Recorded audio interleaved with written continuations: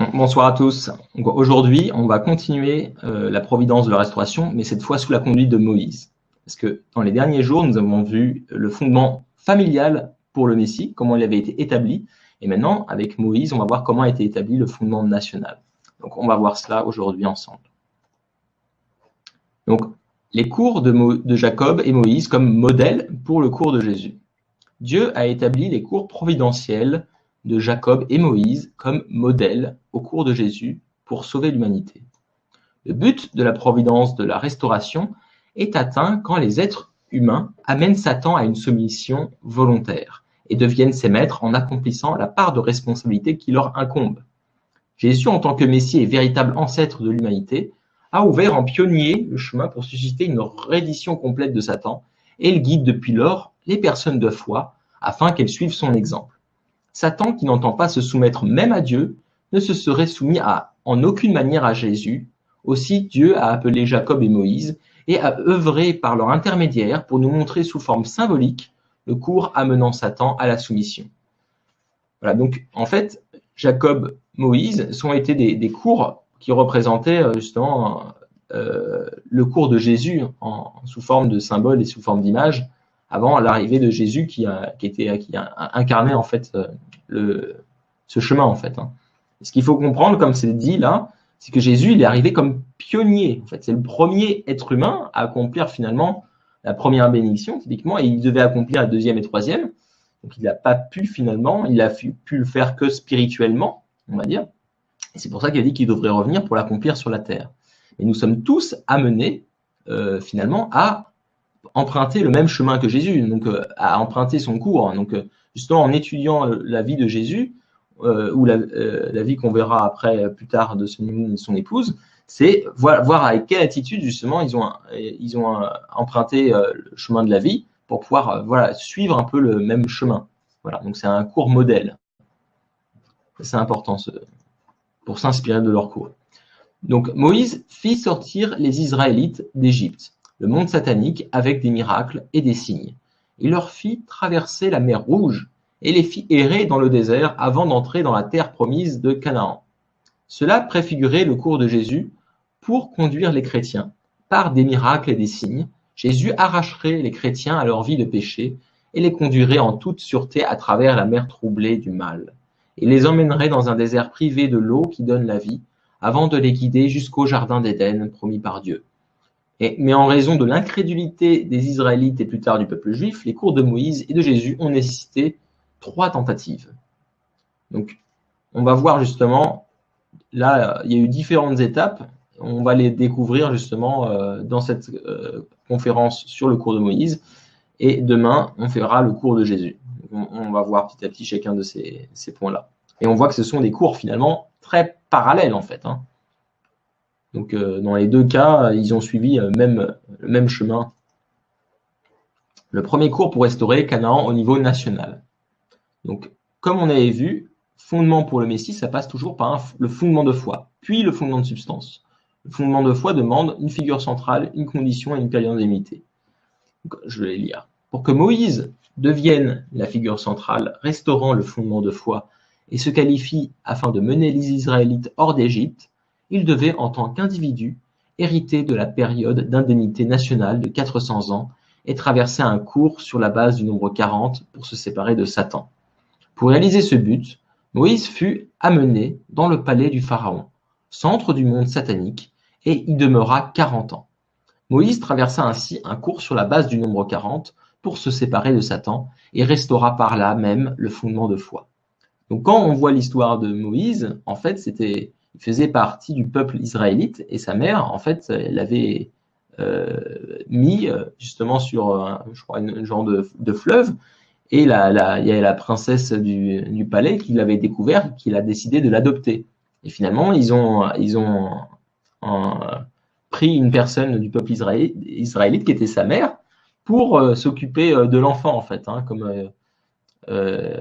comme une nounou en fait pour cet enfant. Donc c'était sa mère, et donc sa mère dans le palais en gros des Égyptiens qui représentaient le monde satanique, qui n'était pas du tout centré sur Dieu. Elle a éduqué en fait Moïse avec les valeurs qui avaient été transmises dans le peuple israélite depuis justement Jacob, voilà. Et donc, c'est quelque chose de quand même très fort parce qu'il était dans un milieu, il était entouré dans un environnement qui était en quelque sorte, qui ne croyait pas en Dieu, hein, et qui était pas du tout avec les valeurs d'être centré sur les autres, plutôt centré sur soi-même, etc. Donc, c'était quelque chose qui n'était pas évident. Donc, Moïse, il a pu, voilà, respecter finalement la parole de Dieu. Et donc là, on voit que justement dans cette fondement de foi, ce qui diffère par rapport au passé, c'est qu'avant, on avait besoin d'une offrande parce que les choses étaient supérieures en fait aux êtres humains et on avait été tombé d'un niveau tellement bas. Et grâce au fondement fait grâce aux mérites cumulés accomplis par le passé, là ils n'avaient plus besoin en fait de passer par les offrandes pour se rapprocher de Dieu. Là ils pouvaient recevoir directement la parole de Dieu. Et donc Moïse en fait avait reçu la parole de Dieu. Justement, on le verra plus tard avec les tables de pierre. Et il pouvait parler avec Dieu et là il suffisait que dans sa condition, c'était obéir à sa parole directement. Donc en fait, c'était plus de faire une offrande dans la condition, c'était l'obéissance à la parole de Dieu. Donc la figure centrale, c'était Moïse qui a obéi à la parole de Dieu pendant 40 ans dans le palais du Pharaon. Donc c'est comme ça qu'il a accompli son fondement de foi. Donc on verra en fait que 40 ans, c'est un chiffre qui revient tout le temps, et on l'expliquera plus tard, mais c'est un chiffre providentiel en fait. Hein, c'est un chiffre qui présente un cours pour se séparer de Satan. Voilà. Et on va le voir dans le cours de Moïse, il a eu fait plusieurs fois 40 ans. Donc voilà, premier fondement de foi dans le premier cours accompli. Donc ça, c'est bien. Ensuite, l'échec du premier cours au niveau national. Donc là, on voit qu'il y a eu un problème. Les Israélites qui étaient dans la position de Caïn étaient censés suivre Moïse et lui obéir avec foi. En s'unissant ainsi à la volonté de Dieu par l'intermédiaire de Moïse et en multipliant le bien, ils auraient établi le fondement de substance nationale. Dieu établit la condition préalable à ce cours avec l'acte de Moïse tuant un Égyptien. Voyant l'un de ses frères maltraité par un maître de corvée égyptien, Moïse sentit monter en lui un amour brûlant pour son peuple. Il tua l'Égyptien. Les Israélites, toutefois, quand ils virent Moïse frapper et tuer l'Égyptien, ne le comprirent pas et médirent de lui. Pharaon entendit parler de cette affaire et chercha à tuer Moïse. Moïse s'enfuit dans le désert de Madian. Le fondement de substance était réduit à néant et le premier cours pour restaurer Canaan au niveau national s'avéra être un échec. Donc là, en fait, il fallait que Moïse, en fait, comme il avait réussi le fondement de foi, il était en position de Abel. Et donc, comme maintenant c'est plus un fondement familial, c'est plus juste entre deux frères, en fait. Maintenant, c'est entre une personne qui est la figure centrale, qui est Moïse, et tout un peuple, en fait. Hein. Donc là, c'était les Israélites. Voilà. Donc les Israélites devaient s'unir, en fait, avoir foi en Moïse.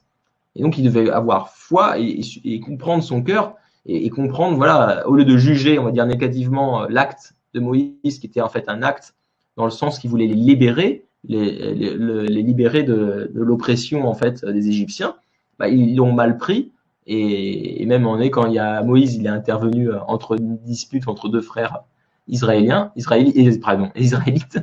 entre deux frères israélites. Bah, ils ont dit mais qui es-tu pour nous juger?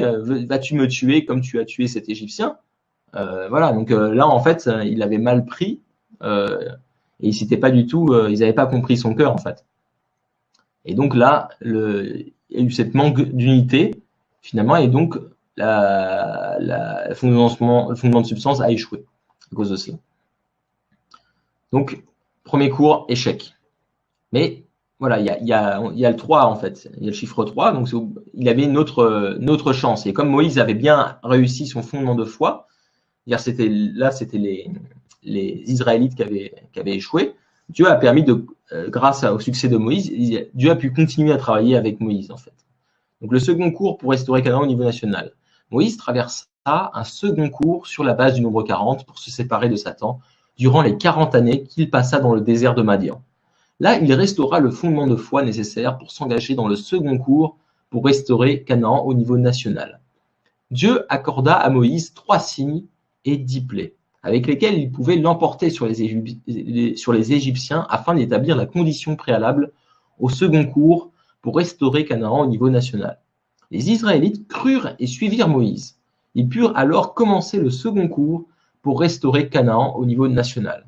Toutefois, à moins de traverser le désert avec une foi inébranlable en Moïse et d'entrer dans la terre de Canaan, les Israélites ne pourraient établir le fondement de substance au niveau national. Donc là, en fait, là, il a dû refaire un fondement de foi de 40 ans parce que, à cause de l'échec du fondement de substance, tous les préparatifs qui avaient été faits auparavant, donc le fondement de foi de Moïse, a été anéanti. Il a dû repayer en fait ce fondement de foi. Et donc c'est ce qui s'est passé quand il est parti dans le désert de Madian. Donc Dieu, en fait, il n'a pas. En fait, il était. Quand on voit, par exemple, dans la Providence, qu'il y a beaucoup de fois où, en quelque sorte, Dieu ne peut pas intervenir. Et donc, par exemple, Dieu, là, pendant 40 ans, il n'a pas pu, en quelque sorte, avancer sa providence parce qu'il devait faire payer la condition indemnité de ces 40 années. Et donc, c'est pour ça que Moïse est parti pendant 40 ans. Et c'est pareil, pendant les 400 ans, par exemple, les 400 ans d'esclavage des Israélites, il faut bien comprendre le cœur de ce peuple. Hein. Ce peuple, il croyait en Dieu, il priait tous les jours, mais en gros, ils avaient une condition d'indemnité à payer à cause des échecs passés. Donc là, on peut voir, pour moi, c'est une leçon où des fois, on peut prier de toute notre force, mais comme il y a une règle, qu'il y a des lois spirituelles qui agissent, Dieu, malheureusement, ne peut pas intervenir, en fait. Là, par exemple, dans les 400 ans, même si tous les Israélites pouvaient peut-être prier pour se libérer de leur oppression, c'était juste pas possible. Voilà, donc là, c'est par exemple, c'est une leçon. Et donc là, on voit encore, là, 40 ans, pendant 40 ans, Dieu ne pouvait pas non plus intervenir. Et donc, en fait, Dieu accorde à Moïse 3 signes et 10 plaies. Donc, c'était quelque chose de beaucoup plus fort, finalement, que la première condition préalable, qui était le fait que Moïse tuait un Égyptien, en fait. Là, cette fois-ci, c'était les 3 signes et 10 plaies. Et même la 10e plaie, c'était quelque chose, c'était très fort, car le pharaon n'avait pas accepté que, en fait, Moïse amène tout le peuple égyptien, parce que c'est ça qui s'est passé, en fait. Moïse, il est revenu, il a demandé au pharaon s'il pouvait partir, aller prier à 3 jours de marche leur Dieu, en fait, et le pharaon refusait. Et au bout des 3 signes et des 10 plaies, le pharaon, il a enfin accepté, parce que c'était vraiment quelque chose de très fort. Hein. Donc là, il voyait la puissance, en quelque sorte, de Dieu. Mais ce qu'on comprend, justement, on va le voir après, on va voir le détail après. Et voilà, donc là, les Israélites, ils ont cru, cette fois-ci, à Moïse, mais c'était basé sur on va dire, des genres de miracles, en fait. Hein, parce que les 3 signes et 10 plaies, c'était des genres de miracles, un peu comme les miracles de Jésus. Et là, on va voir que le prix à payer pour le fondement de substance est beaucoup plus grand. Parce que là, il faut bien comprendre, c'est juste la condition préalable pour commencer le fondement de substance. Donc, c'est-à-dire que là, c'était juste pour pouvoir commencer. Le fondement de substance au niveau national, ça consistait au fait de pouvoir suivre, que les Israélites suivent Moïse jusqu'à Canaan et qui ait toujours foi en Moïse pendant toute la durée du voyage. Donc ça, c'était la condition, le fondement de substance qui devait être établi. Donc, le voyage des Israélites. Toutefois, la condition d'indemnité pour éliminer la nature déchue exigeait davantage des Israélites qu'une confiance et une obéissance éphémères vis-à-vis de Moïse alors qu'il faisait ses miracles. Ainsi, les Israélites commencèrent un cours de 21 mois pour traverser le désert sous la conduite de Moïse. Dans le premier cours, si les Israélites avaient suivi Moïse, ils auraient emprunté le chemin direct passant par le pays des Philistins et seraient entrés en Canaan au terme de 21 jours de voyage, une période correspondant au cours de Jacob de 21 ans à Haran. Les Israélites partirent de Ramsès au nombre d'environ 600 000 hommes. Le 15e jour du premier mois selon le calendrier hébreu, ils observèrent la volonté de Dieu tout au long des 3 jours d'expédition jusqu'au premier campement de Sukkot. À partir de là, Dieu leur accorda la grâce d'une colonne de nuée le jour et d'une colonne de feu la nuit pour leur indiquer la route. Donc là, je résume un peu le voyage. Mais voilà, donc on voit que là, parce qu'ils avaient échoué dans leur premier cours, on voit que la condition déjà, c'était une condition d'un niveau inférieur. Comme ça a été un échec, on voit par rapport au principe de la restauration, maintenant ils doivent payer une condition d'un montant supérieur. Donc c'est plus 21 jours, c'est 21 mois. Et Dieu avait fait ça aussi parce qu'il avait peur que s'ils passaient par le pays des Philistins, les Israélites commencèrent à être incrédules et donc peut-être s'arrêtent en fait et n'aillent pas dans le pays de Canaan. Ils s'arrêtent ici. Donc voilà, c'est pour ça qu'aussi Dieu a eu la stratégie de dire voilà, faut faire un grand détour pour rester dans le désert, pour arriver jusqu'en Canaan directement. Donc ce qu'il faut comprendre, c'est que la colonne de nuée le jour et la colonne de feu la nuit, ça représentait justement le deuxième qu'a Jésus, qu'a le Messie, et son épouse, lorsqu'il viendrait guider toute l'humanité, en fait, tout le peuple, pour aller vers Dieu, en fait. Donc ça, c'était une représentation, en quelque sorte, symbolique de Jésus et de son épouse, qui aurait dû être, mais bon, il n'a pas été. Donc voilà. C'est comme ça que le principe divin l'explique. Donc la suite du voyage. Donc au bord de la mer Rouge, sur l'ordre de Dieu, Moïse leva son bâton et sépara les eaux. Donc ça, c'est un point très connu de la vie de Moïse, que quasiment tout le monde connaît. Puis il fit traverser les Israélites à pied sec. Les Égyptiens qui les poursuivaient sur leurs chars furent noyés alors que les eaux se refermaient pour les engloutir. Quand les Israélites, donc ça, en fait, ce parti-là, ça avait un symbole, en fait. Le principe divin, il l'explique, c'est que Moïse représentait Dieu, son bâton représentait en fait Jésus, le Messie qui arriverait et qui permettrait en fait de séparer les eaux, donc séparer le bien du mal, pour préparer un chemin qui soit plus facile à emprunter pour ceux qui croient, voilà, pour les croyants, donc qui étaient les Israélites, et que comme ça, même si les personnes du côté de Satan les poursuivraient, en fait, bah, ils seraient en quelque sorte anéantis dans leur tentative de bloquer leur chemin, en fait. Donc c'était un peu pour présager en fait du futur lorsque Jésus arriverait. Donc c'était dans ce sens-là qui explique le principe divin. Donc ensuite, quand les Israélites quittèrent le désert de Sin et campèrent à Réphidim, le peuple n'avait pas d'eau à boire. Dieu ordonna à Moïse de frapper le rocher en Horeb, afin que l'eau puisse en jaillir. C'est ce que fit Moïse, et il donna au peuple l'eau qui leur sauva la vie. Donc ça, c'est encore aussi une image en fait de ce qui allait se présager plus tard avec Jésus. En fait, le rocher représente d'un point de vue symbolique Jésus. Et donc l'eau donc c'est pour montrer que Jésus allait apporter justement la capacité de la vie, en fait, apporter la vie. Donc c'est ce qu'on parlait de la résurrection, de passer de la mort à la vie. Voilà, donc c'est dans ce sens-là, en fait. Donc on verra plus tard que c'est intéressant ce point-là pour comprendre un autre point plus tard.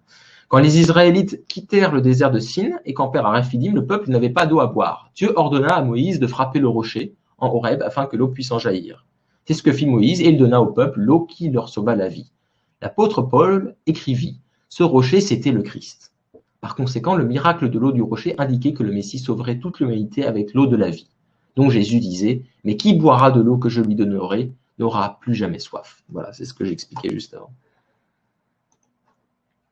Donc, voilà. Ensuite, voilà, la demeure. Donc, parce qu'on parle de la demeure dans le cours de Moïse. Qu'est-ce que c'était? Les Israélites atteignirent le désert du Sinaï. Là, ils reçurent les instructions de Dieu pour construire la demeure. Les Israélites, donc pourquoi ils ont reçu cette instruction? Parce qu'ils étaient sur leur chemin, ils étaient dans leur deuxième cours pour accomplir le fondement national pour le Messie. Mais donc là, en fait, c'est que les Israélites tombèrent à maintes reprises dans l'incrédulité. Quand vous lisez l'Ancien Testament, on voit qu'ils tombent maintes fois dans l'incrédulité au cours de leur périple. Il y avait un réel danger que Moïse lui-même se mette à douter et commettre un acte d'impiété. Pour faire face à cette situation, Dieu établit un objet de foi qui pourrait demeurer immuable même si le peuple changeait. La demeure était une représentation de Jésus.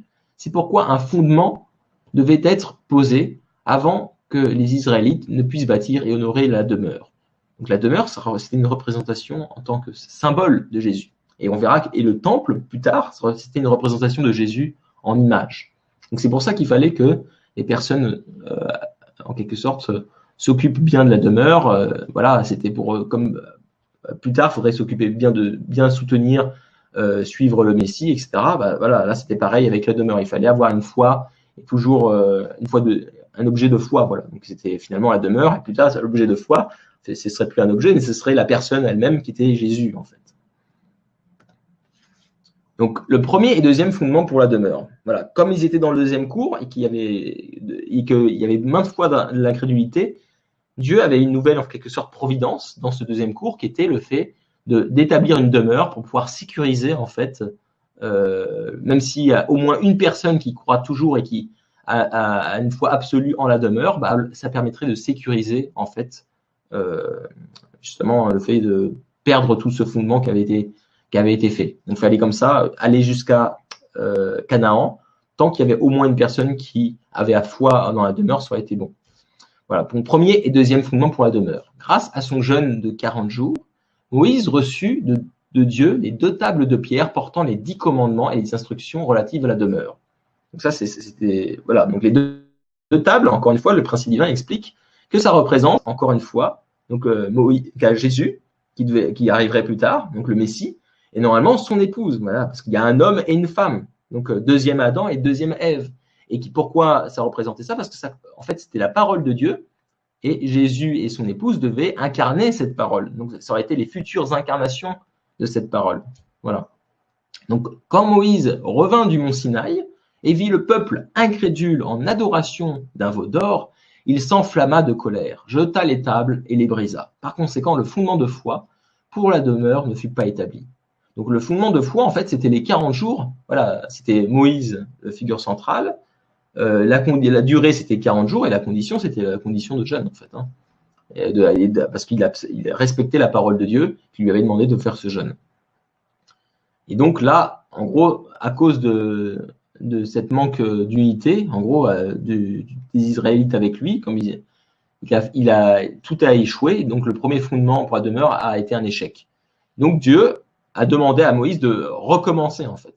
Donc Moïse se présenta devant Dieu sur la montagne et jeûna une seconde fois 40 jours et 40 nuits. Il écrivit sur les tables les paroles de Dieu, que Dieu lui dicta cette fois-ci.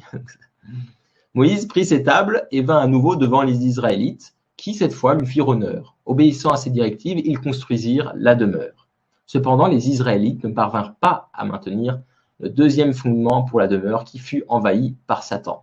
Donc c'est même en ayant établi ils se remettèrent à avoir de l'incrédulité et ils n'avaient pas assez de foi envers la demeure, en fait. Donc, là, comme il y a 3 chances, voilà, 3e chance dans ce deuxième cours pour la demeure. Voilà, donc 3e fondement pour la demeure et échec du second cours pour restaurer Canaan au niveau national. Donc, c'est ce qu'on va voir maintenant. La mission de 40 jours pour reconnaître le pays de Canaan fut la condition pour le 3e fondement pour la demeure. À leur retour, tous les envoyés, donc il avait envoyé 12 envoyés, Moïse, pour reconnaître en tant qu'espion le pays de Canaan. À leur retour, tous les envoyés, sauf Josué et Caleb, présentèrent des rapports dénués de foi. En entendant ces rapports, les Israélites murmurèrent à nouveau contre Moïse et s'écrièrent qu'ils devaient choisir un nouveau leader et retourner en Égypte. Conséquence de leur incrédulité, le 3e fondement pour la demeure s'acheva par un échec, 3e fois. Donc là, cette fois-ci, le fondement pour la demeure fut envahi par Satan à 3 reprises. C'est pourquoi le fondement de substance pour le second cours, pour restaurer Canaan au niveau national, ne fut pas posé. Par conséquent, c'est tout le second cours pour restaurer Canaan au niveau national qui fut un échec. Donc le cours de 21 mois dans le désert fut prolongé à 40 ans. Et en fait, la condition, là, c'était parce que il y avait 40 jours, comme c'était un échec de 40 jours, là, la condition, un jour s'est transformé en un an. Donc 40 jours s'est transformé en 40 ans parce que la condition moindre a échoué, donc ils ont dû payer une condition avec un montant supérieur, en fait. Donc pour chaque jour, ils ont dû payer 1 an. Et là, c'était tout le peuple israélite. Donc voilà, donc ils ont erré pendant 40 ans dans le désert. Donc là, il y a un nouveau, donc le 3e cours national pour restaurer Canaan. On voit toujours Dieu qui continue, il a toujours son but, il va toujours continuer à travailler. Voilà. Et là, comme Moïse avait toujours maintenu une foi absolue, il a pu continuer à travailler avec lui. Voilà, donc là, il y avait le fondement de foi pour ce 3e cours, c'est encore une fois Moïse. Donc pour Moïse, les 40 ans d'errance dans le désert, jusqu'à ce que les Israélites reviennent à Kadès Barnée, avaient pour but de se séparer de Satan qui avait envahi le fondement de foi précédent et de restaurer par l'indemnité le fondement de foi pour le 3e cours. Moïse aura la demeure tout au long de ces 40 années et il accomplit le fondement de foi dans le 3e cours pour restaurer Canaan au niveau national. Par conséquent, il assura aussi la position d'Abel pour le fondement de substance. Voilà, donc là, cette fois-ci, dans ce 3e cours, figure centrale Moïse, condition honorer la demeure, période d'indemnité 40 ans dans le désert. Voilà, donc ça, été accompli, donc il pouvait passer au fondement de substance, où là, on a besoin des Israélites. Donc le fondement de substance. Pour établir la condition préalable sur la base du rocher, Dieu ordonna à Moïse de frapper le rocher de son bâton pour qu'il produise de l'eau et donna à boire au peuple. Donc ça, c'était la condition préalable, cette fois-ci, au fondement de substance. Toutefois, en entendant le peuple murmurer contre lui, Moïse entra dans une fureur incontrôlée et frappa le rocher 2 fois. En frappant le rocher 2 fois, Moïse fit échouer la condition préalable sur la base du rocher. En conséquence, il ne lui fut pas permis d'entrer dans la terre promise. Donc là, on peut se dire, oula, c'est difficile. Là. Pourquoi, là, juste une erreur, il a tapé une deuxième fois pourquoi il y a une telle sanction, en quelque sorte? Pourquoi Moïse n'a pas pu continuer? En fait, le principe divin, Rabbi Shimon explique que ce rocher, justement, ça représentait le Christ, en fait. Et ça représentait, en quelque sorte, comme on voit par exemple les pierres, ça représentait plus la partie extérieure, un peu la forme extérieure du Christ. Le rocher, comme les pierres ont été construites à partir de ce rocher, le rocher représentait un peu le cœur, en fait, du Christ. Donc, un peu l'esprit. Et donc là, c'était le fait qu'il ait tapé une deuxième fois, ça a permis une invasion de Satan, en fait. Hein. Donc, en fait, c'était une condition pour que Satan puisse attaquer puisse attaquer Jésus, si le peuple qui l'accueillerait serait incrédule. Donc, c'est ce qui est d'ailleurs passé après dans le cours de Jésus. On voit que le peuple a été incrédule, et donc cette fois-ci, son corps a été frappé, il est passé à la crucifixion, en fait. Hein. Donc, c'était dans ce sens-là, en fait. Quand il a tapé une deuxième fois, en fait, une première fois, c'était juste pour pouvoir, justement, rendre pur, amener l'eau pure voilà, de Jésus, la nouvelle naissance. Et une deuxième fois, quand il frappait, c'était là une mauvaise condition, parce que ça a permis à Satan de pouvoir attaquer Jésus, justement, dans le futur cours. Donc, voilà. Donc, en frappant le rocher deux fois, Moïse fit échouer la condition préalable sur la base du rocher.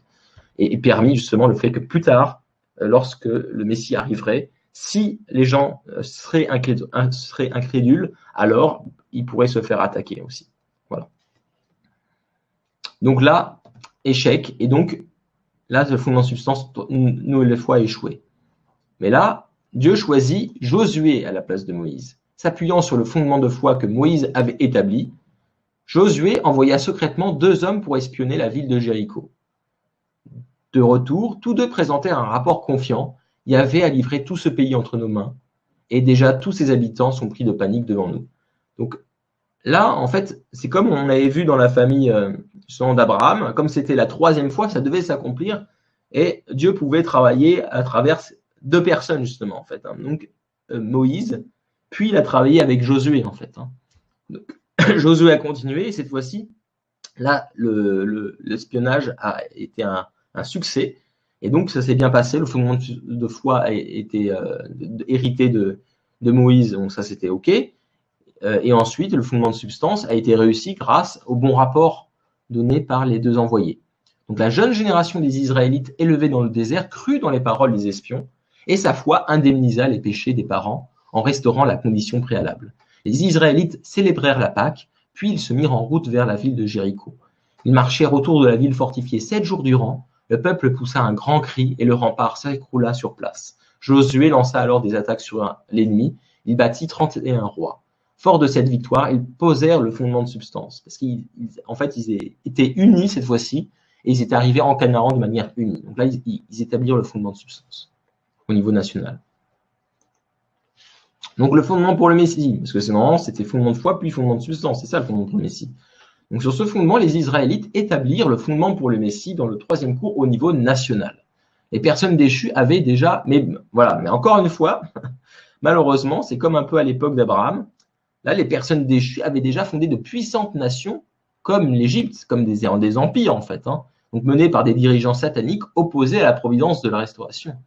Voilà pourquoi il allait être nécessaire de bâtir un royaume souverain, à partir duquel le Messie pourrait se mesurer aux nations sataniques du monde. Mais une fois entré en Canaan, voilà, il devait donc établir un royaume souverain pour se mesurer face, par exemple, à l'Égypte ou à d'autres grandes nations. Les jeunes générations d'Israélites devinrent à leur tour incrédules. Et dès lors, la providence fut de nouveau prolongée et dut subir de nombreux revers jusqu'à l'époque de Jésus. Donc ça, on verra ça dans un autre chapitre qui s'appelle les parallèles de l'histoire par la suite. Voilà.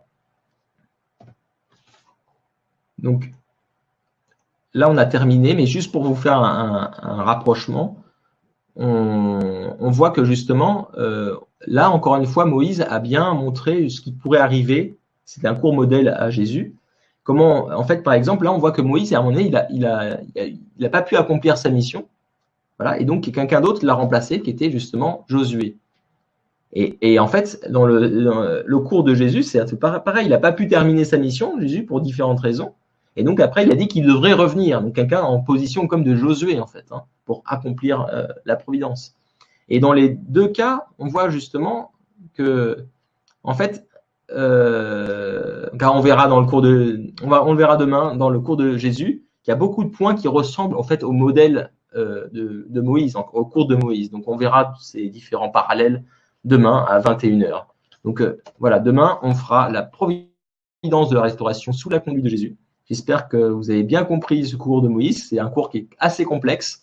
Là, je vous ai présenté vraiment que les grandes lignes présentées par le principe divin. Le principe divin explique vraiment beaucoup plus parce que là, c'est vraiment que des extraits que je vous ai présentés avec quelques explications.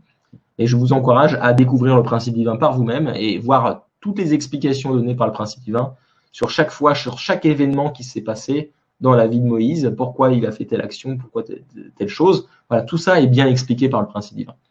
Voilà, donc demain, on verra la providence de la restauration sous la conduite de Jésus, et cette fois, c'est au niveau mondial, en fait. Donc, je vous souhaite une excellente soirée à tous, et je vous dis à demain. Bye bye. Salut tout le monde.